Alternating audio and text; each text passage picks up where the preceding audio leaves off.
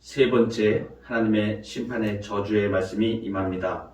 화입도다 이렇게 시작하는 5가지 중에 세 번째입니다. 그것은 피로 성읍을 건설하며 불의로 성을 건축하는 자라고 12절에 말씀하십니다. 피로 성을 건축한다. 불의로 성을 건축한다. 피와 불인데 이것은 무엇을 이야기하겠습니까? 피는 어떤 것을 얘기 자기 피 흘리지 않죠.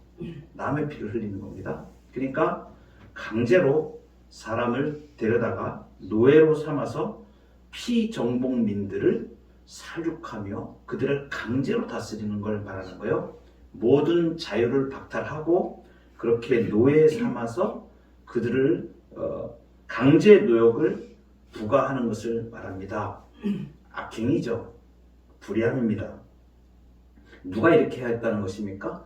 바벨론 왕국이 이렇게 했다는 것입니다. 그러니까 바벨론은 자기의 나라에 만족하지 아니하고 옥토같이 좋은 땅을 가지고 있음에도 옆의 민족을 침범하여서 그렇게 남의 것을 강탈하고 거기 있는 사람들을 붙잡아다가 전쟁 포로로 노역을 시키면서 큰 성을 자기들이 건축했습니다.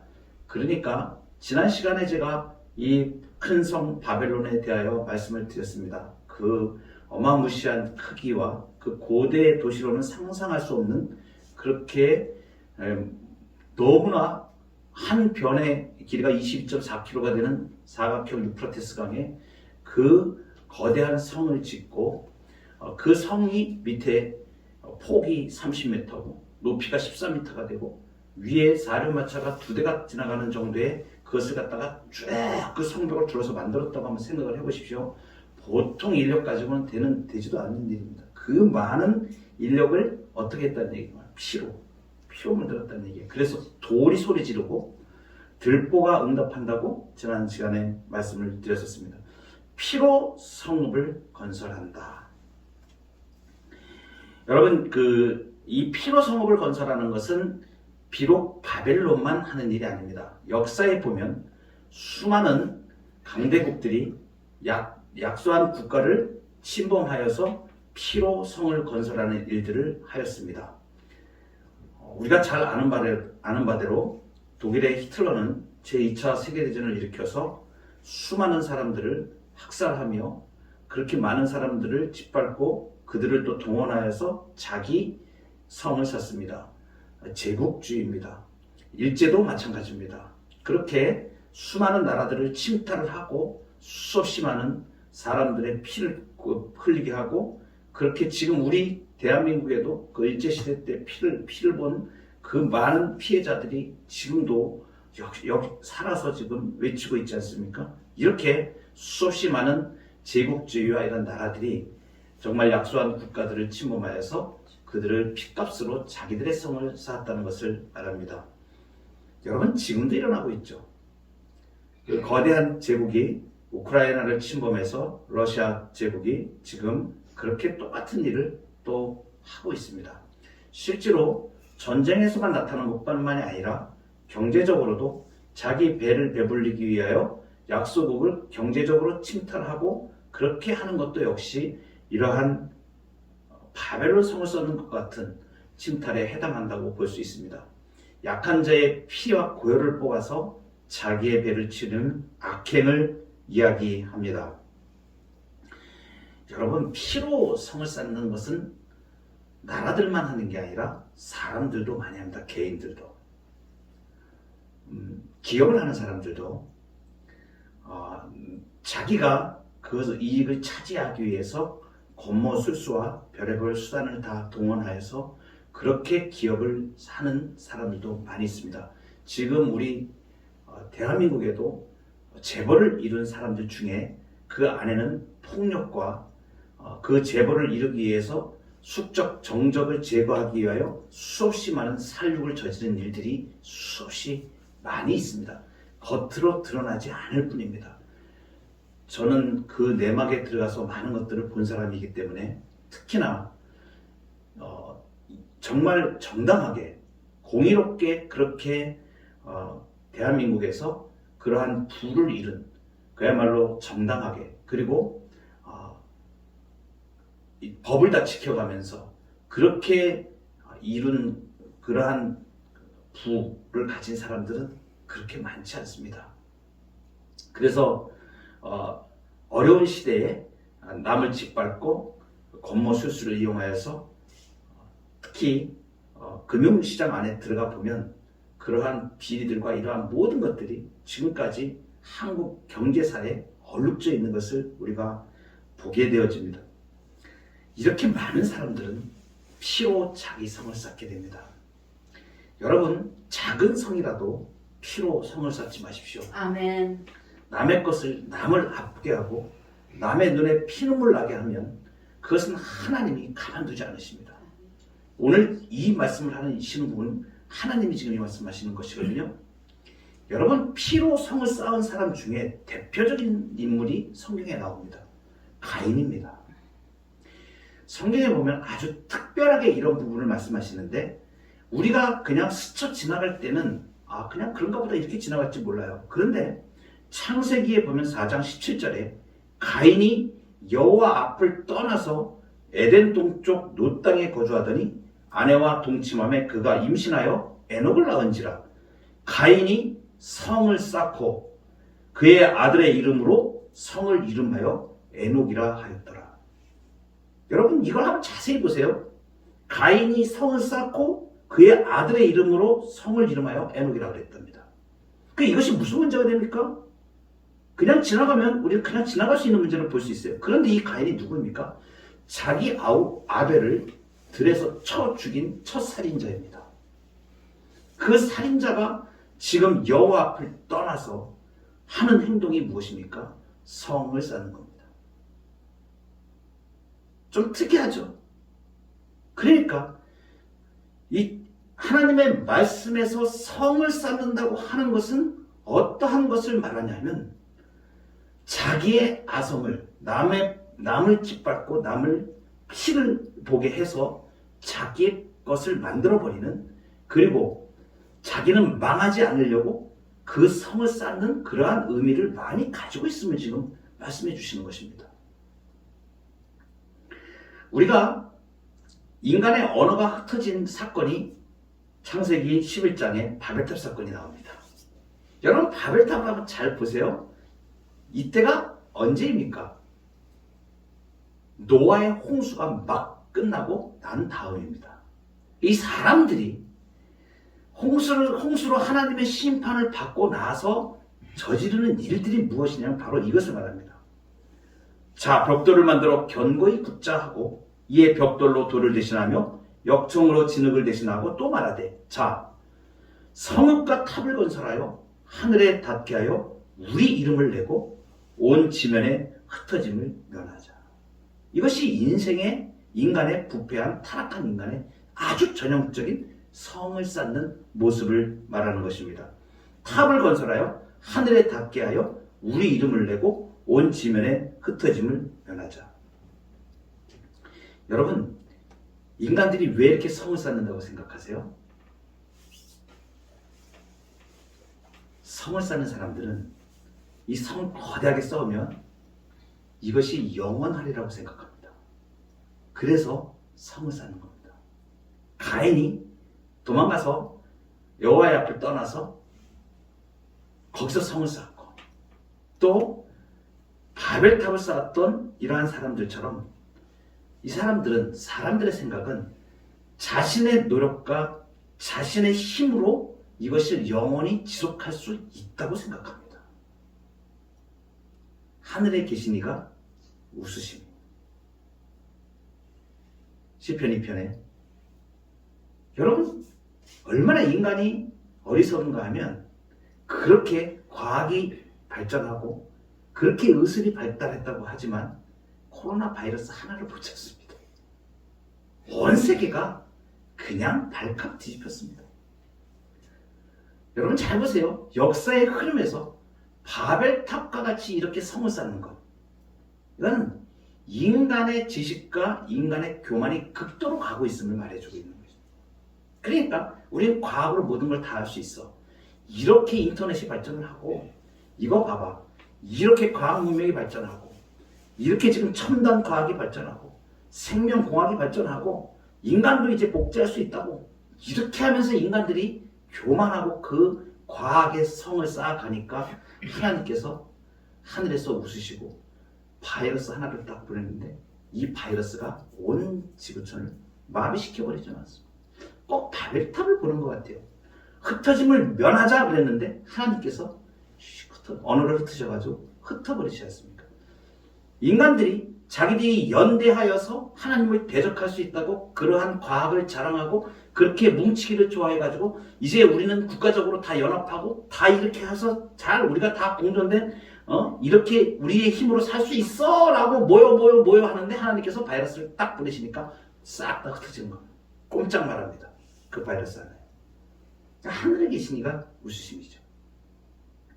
저는 금융 쪽에 종사하던 때에 이러한 현상들을 보면서 아하, 인간이 정말 우매하는구나. 1987년도에 1987년도죠.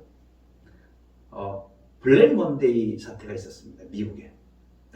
하루에 이렇게 이제 금융 거래를 하게 되면 증권 거래하는 시스템이 이렇게 되어 있지 않습니까? 첨단을 자랑하는 미국의 금융 시스템입니다. 그런데 이 기관들이 전부 다 이 컴퓨터에 의존해가지고 모든 거래를 다 합니다. 그런데 어디 한 군데서 거래 오파를 잘못 낸 거예요. 근데 이게 자기들이 프로그램을 해 놓은 요만큼보다 그 한계치를 딱 벗어나게 되면 이 컴퓨터가 자동으로 그것을 인식해가지고 얘는 자꾸 이쪽 방향으로 가야 돼 라고 사인을 보내줍니다. 그러니까 그렇게 많은 프로그램들이 그렇게 돼 있는데 전 세계에 있는 내노라 하는 그러한 증권회사들이나 은행들이 그러한 시스템을 가지고 다 동일하게 쓰고 있는데 갑자기 이상한 일이 일어나 버린 거예요. 어느 한 군데에서 생각지 않은 그 범위를 컴퓨터가 인식의 범위를 벗어나는 그러한 오파가 하나가 나와버린 겁니다. 연쇄적으로 그 이후로 이 컴퓨터가 프로그램이 대응을 못하는 거예요. 그러니까 연쇄적으로 그냥 자동으로 매도 주문이 나가게 각 증권사, 각 자산에 그렇게 신호가 가게 된 겁니다. 그러니까 블랙 먼데이라는 하루아침에 그냥 내리꽂기 시작하는데 하루에 그래서 월요일날 그 일이 일어났거든요. 그래서 블랙 먼데이가 아주 검은 월요일이라고 이렇게 얘기를 하는데 하루에 약 27%인가 한 30% 가까운 그 시장이 하루에 폭락을 해볼까? 이 경제적으로 따지면 그 증권시장 자체가 30%가 빠졌다 그러면 아주 그냥 나가 떨어진 겁니다. 다 망하는 거예요, 다 망하는 거예요. 그럼 그 정도의 그 전 세계의 그 금융의 위기를 겪었던 일이 있습니다. 그 이후에 그러면 그런 일이 없었는가, 그 이후에. 그거 회복하는데 정말 굉장히 많은 시간이 걸렸습니다. 그 검은 월요일, 블랙 먼데이 이후에. 인간이 그 이후에 또 뭔 짓을 하냐면 모기지론이라고 그래가지고 하나의 그 금융상품을 가지고 연달아서 파생해가지고 그것을 거래하는 이것들을 막 만들어냅니다. 그러니까 원래 가치는 이건 100원짜리인데 이 파생되는 거는 1,000원, 10,000원어치가 거래가 되는 거예요. 부풀려져서. 쉽게 말씀드리면. 이게 파생되고 해가지고 그 수익을 추구하는 것들을 자꾸 만들어내가지고 사람들이 거기에 투자하게 만드는 거죠. 그런데 중요한 것은 이 제일 중요한 실물 가치, 얘가 가격이 형편없어져 버리니까 나머지 이 100원짜리가 망하는데 10,000원짜리가 다 망해버리는 거죠. 수없이 뻥튀기가 되어 있는 이 파생상품의 원리 때문에 이러한 일들이 또 우매한 일들이 계속해서 일어났습니다. 얼마 전에 미국의 어젠가요? 실리콘밸리 은행이 미국의 16위 은행이라고 하는데 파산했다고 합니다. 인간이 얼마나 우매한지 모릅니다. 자기 아성을 쌓아놓고 그것이 다 될 거라고 생각하고 그렇게 살아가는 인생들을 향하여 하나님이 말씀하시는 것이죠. 그런데 정당하게 그러한 일들이 일어나면 얼마나 괜찮겠습니까? 그런데 이것은 정당한 게 아니고 그 인간들이 욕심으로 그것을 쌓기 때문에 항상 그 욕심의 저편에는 수없이 많은 피와 눈물의 대가가 있다는 것이죠. 여러분, 우리가 금융 거래를 할 때 작전을 하거나 이런 사람들을 나쁘다고 하는 이유가 뭐 때문에 그렇습니까? 그 사람들은 그거 작업을 해가지고 작전을 해가지고 주가를 올려서 그리고 대주주를 끼고 기업인들이 거기에 가담을 해가지고 그 주가를 올린 다음에 수없이 많은 사람들이 그 주식을 사게 되면 그 사람들이 산 거를 갖다가 이용해가지고 자기는 거기다가 수익을 챙기고 빠져나가 버리는 이러한 일 때문에 그런 거 아닙니까? 그러니까 그냥 정당하게 수익을 추구하는 이러한 시스템으로 되어 있으면 괜찮은데 그렇지 않고 자기의 이익은 남의 이익을 빼앗아서 내 거로 만드는, 근데 그것을 불법으로 해가면서 또 어떨 때는 합법을 가장하여 그러한 일들을 한다는 것입니다. 이것이 남의 피를 고열을 뽑아서 자기 성을 쌓는 것입니다.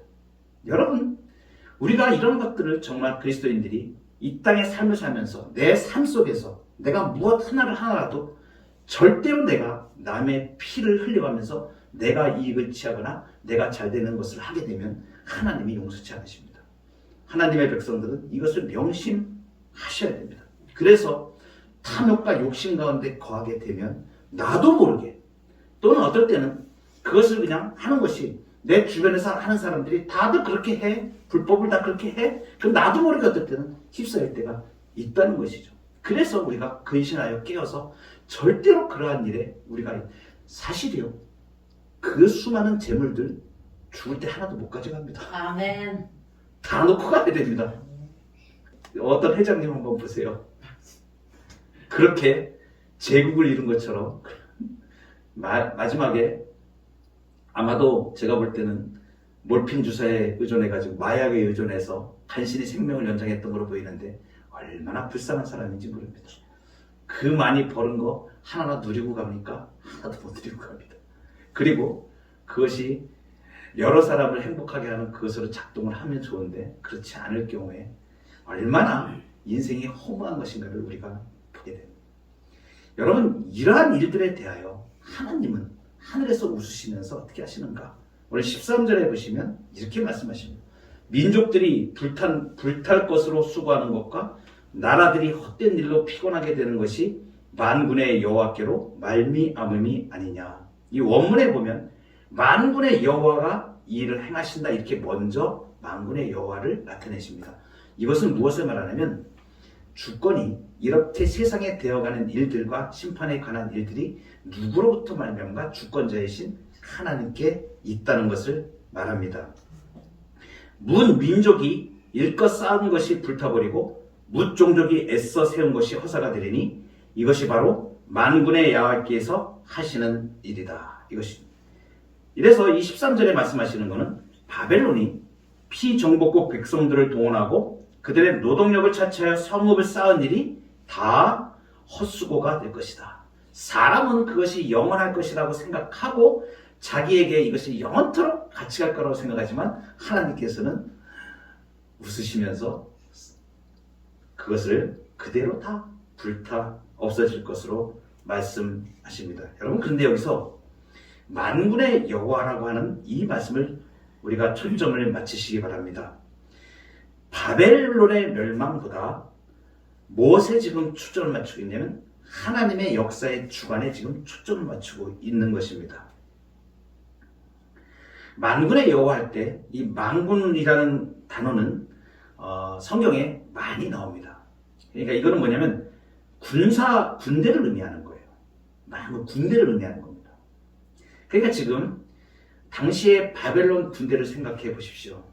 그 수많은 성을 쌓으면서 당시에 고대 근동의 패권을 차지했던 신흥 바벨론은 굉장히 무자비하기로 유명한 군대였습니다. 군사력도 대단하였고 우리가 지난번에도 하박국서에 보았지만 표범과 같고 독수리와 같고 이렇게 말씀하셨지 않습니까? 그렇게 날래고 용맹스럽고 무자비하고 이러한 군대를 말하는데, 그런데 하나님이 지금 만군의 여호와다라고 말씀하십니다.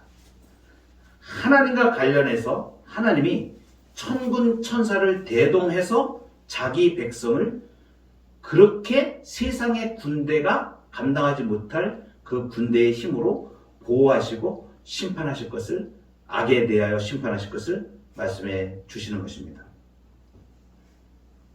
엘리사 선지자 때에 아람 군대가 쳐들어왔습니다. 이스라엘 백성들에 이렇게 들어왔을 때에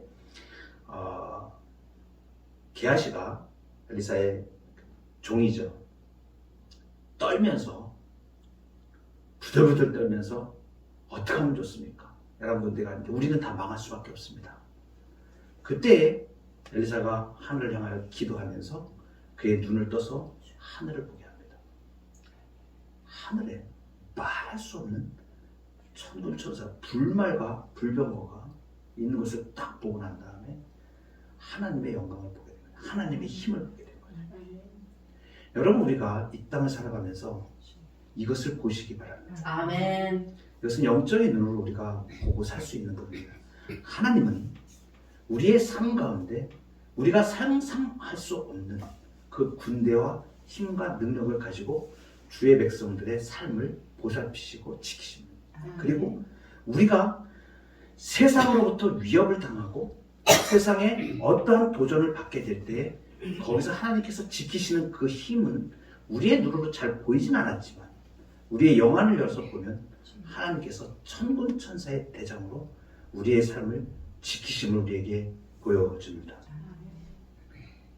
14절에 보면 이는 물이 바다를 덮음같이 여호와의 영광을 인정하는 것이 온 세상에 가득함이라고 말씀하십니다. 아멘.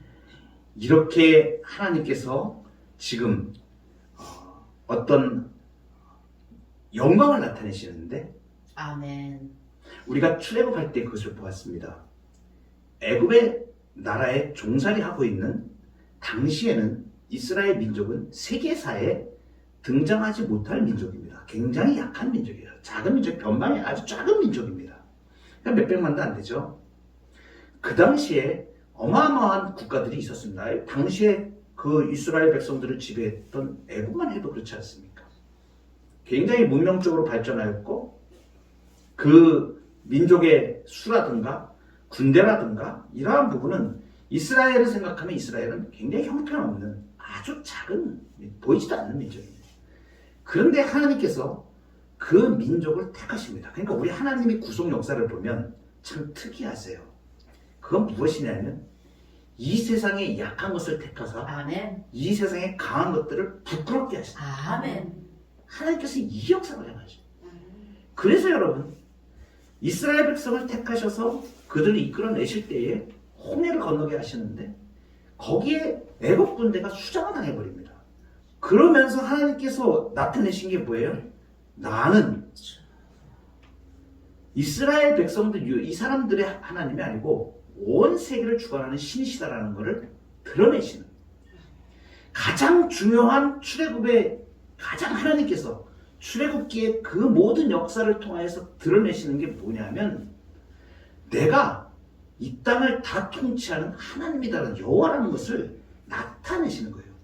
여러분 이것이 여호와의 영광입니다. 하나님의 영광을 이 땅에 알리시기 위하여 그 한 작은 민족을 택하셔서 하신 거예요. 창세기에 보면요.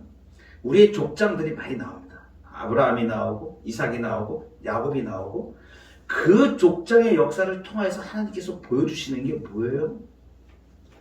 하나님을 드러내시고 계시하시기 원하신 거예요. 그래서 아브라함이 애굽 땅에도 내려갔다가 올라왔다가 가나안 땅을 가 정말 그는 우상을 섬겼던 갈대아의 한 사람이었을 뿐입니다. 그런데 그 사람을 하나님이 택하셔서 아멘. 그 일을 하신 거예요. 아멘. 동일하게 오늘날에도 영적인 아브라함과 같은 주의 백성들을 택하셔서 아멘. 정말 보잘것없고 안 보이는 것 같지만 이들을 택하셔서 하나님은 지금 주님의 영광을 온 세계를 통치하시는 주권자이신 하나님을 나타내는 일을 지금도 하고 계세요. 놀라운 일이에요. 예수 그리스도를 이 땅에 보내셔서 그분을 통하여서 하나님 나라를 계시하였습니다. 여러분 그때에 지배하였던 나라가 거대한 로마 제국입니다. 그리고 그 유대 땅만 하더라도 헤롯 왕을 비롯하여서 쟁쟁한 권력을 가진 자들이 수없이 많이 있었습니다. 그런데 하나님은 그 사람들 하나도 사용하지 않으시고 오히려 그들이 정말 갈릴리 변방에서 죽어가는 사람들, 그 한 사람, 바닷가의 어부, 그 한 사람을 통하여서 로마를 정복하게 하십니다. 복음으로. 놀라운 일이. 사도 바울과 같이 그 한 사람을 택하셔서 예수께서 그를 강권하셔서 그를 결국 그 지중해 연안의 모든 나라들의 복음을 전하게 하시고 복음으로 로마를 정복하게 하십니다. 놀라운 일들이에요. 그러니까 하나님께서는 약한 것을 들어서 강한 것을 치시는데 어떤 것을 지금 말씀하시냐면 물이 바다를 덮은 같이 여호와의 영광이 인정되기를 원하십니다. 모든 이 지구촌에 있는 백성들이 그래 하나님만이 영광 받으십니다. 하나님만이 주권자예요. 그래서 역사의 방향은 분명하게 하나님께서 말씀하십니다. 한 방향을 향해 가고 있습니다. 우리 신자가 이 땅을 살아갈 때에 주눅들지 않고 오직 믿음으로 살아갈 수 있는, 오직 의인은 믿음으로 말미암아 살리라 하박국의 주제어처럼 이렇게 말씀하시는 것은 여호와의 영광이 반드시 나타나고 모든 세계가 물이 바다를 덮음과 같이 여호와의 영광이 드러나는 것을 인정할 수밖에 없는 그러한 역사의 흐름 가운데로 갈 수밖에 없다는 것을 우리가 믿기 때문에, 그리고 역사에 종말이 있습니다. 저는 코로나를 통하여서 정말 많은 것들을 지금 마음속에 새기게 됩니다. 아, 하나님께서는 가만히 계시는 분이 아니시구나라는 것을 제가 확인했기 때문입니다. 왜냐하면 인간들이 오만함으로 행하는 모든 것들을 봤을 때, 그리고 믿음을 내세우는 어떠한 사람들도 세속주의로 치달아서 그렇게 나가는 원통함을 제가 가지고 하나님 앞에 기도할 때 저도 모르는 사이에 이 땅에 코로나를 보내서 하나님께서 교통 좋은 일을 막 하시는데, 야, 정말 신기하다. 사람으로서는 정말 상상할 수도 없는 그 방법을 하나님은 동원하셔서 이 인간들의 교만함과 우매함과 이것을 깨우치시고, 그리고 그렇게 징치하실 사람을 징치하시면서 반대로 깨닫고 각성할 주의 백성들은 이러한 현상을 통하여서 근신하며 하나님의 영광을 보게 하고, 이제 여호와의 영광을 모든 세계가 인정할 수밖에 없는, 그리하여 자기의 교만함이 산산조각이 나고 하나님의 영광을 인정할 수밖에 없는 그러한 역사의 흐름으로 가고 있는 것을 우리가 보게 됩니다. 그리고 이러한 사건들을 통해서 하나님께서는 교회의 새로운 역사를 이루어 가심을 우리는 믿음으로 보게 됩니다. 그래서 교회는 앞으로 소망이 있습니다. 이 많은 힘든 과정을 거쳐서 진정으로 하나님 앞에 영광으로 올려지는 그러한 교회들이 서 나갈 것입니다.